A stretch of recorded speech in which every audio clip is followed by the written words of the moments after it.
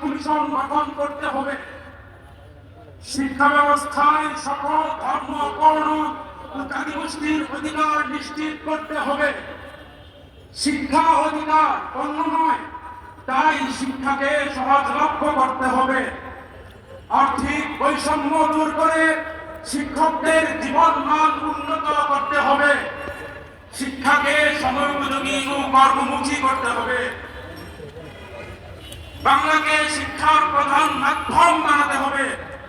পাঠ্য বইয়ে বাংলাদেশের সমাজ গঠনের ইতিহাস গুরুত্বের সাথে থাকতে হবে।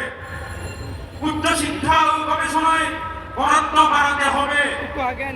সত্যতা বজায় রেখে কওমি সনদের স্বীকৃতি বাস্তবায়ন করত রাষ্ট্রের সকল ক্ষেত্রে মাদ্রাসা শিক্ষার্থীদের অংশগ্রহণের সুযোগ নিশ্চিত করতে হবে।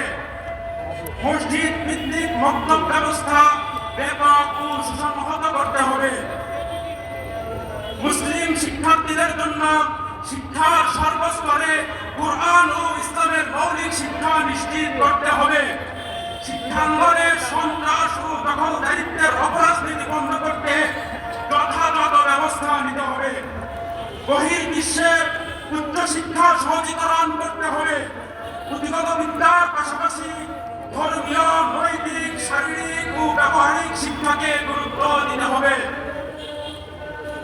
সহশিক্ষা দূরীকরণে কার্যকরী উদ্যোগ নিতে হবে। শিক্ষাঙ্গনে ধর্মীয় অনুশাসন পালনের স্বাধীনতা থাকতে হবে।